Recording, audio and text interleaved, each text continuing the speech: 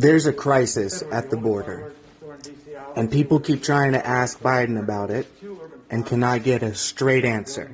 Watch this, and then let's follow up on the clips of Jen Psaki.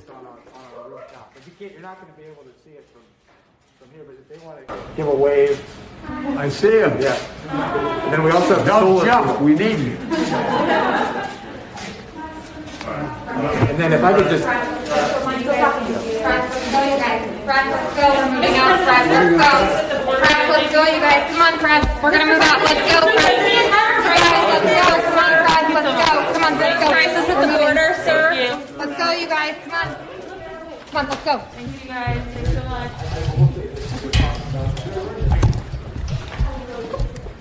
You know, I know you have said that you don't want to label this a crisis. Secretary Mayorkas was in here yesterday saying it's not a crisis, but now you have Axios reporting that the administration needs 20,000 beds to shelter these children. Based on our own reporting, 97% of the beds through the Office of Refugee Resettlement are full. So I don't want to sound like a broken record here, but at what point does it become a crisis? Well, I would say I don't think we need to meet your bar of what we need to call it. We had the Secretary of Homeland Security yesterday conveying it's a challenge. We've provided numbers publicly about how serious that challenge is.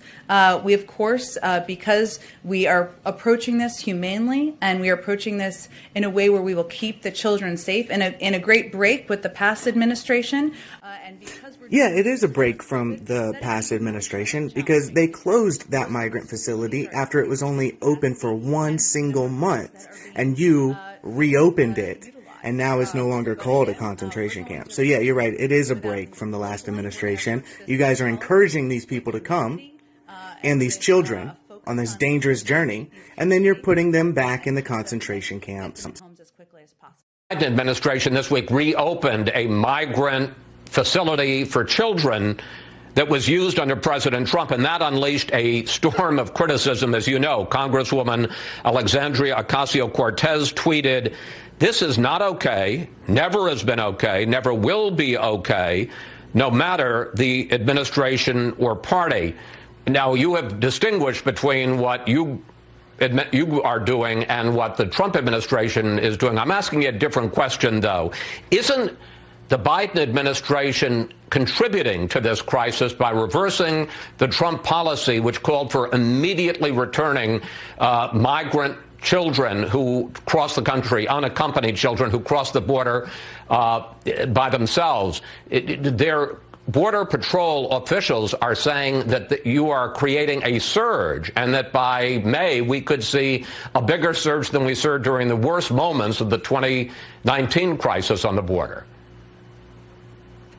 Well, Chris, the vast majority of families and adults are turned away at the border. This is not the time to come, and we have been very clear about that.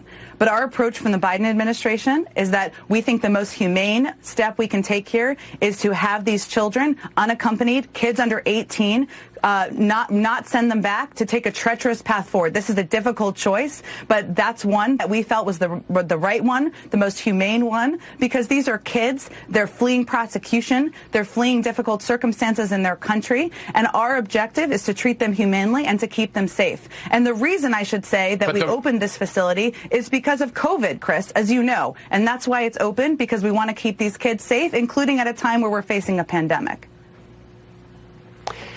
But aren't you, by changing the policy, aren't you encouraging some of these young people to come, which means you're going to have a bigger crisis on the border?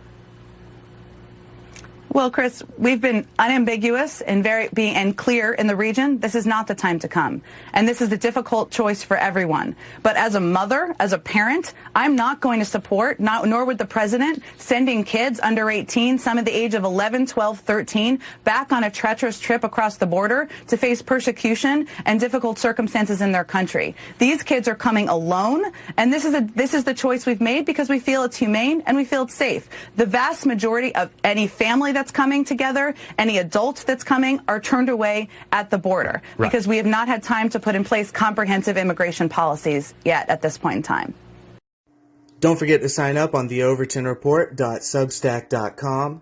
You'll never miss a podcast, a video, an article. You'll get everything. Be sure to subscribe to our YouTube channel and turn on notifications. That's the biggest thing you can do to help us right now. Also, follow us on Gab, follow us on MeWe, and follow us on Facebook.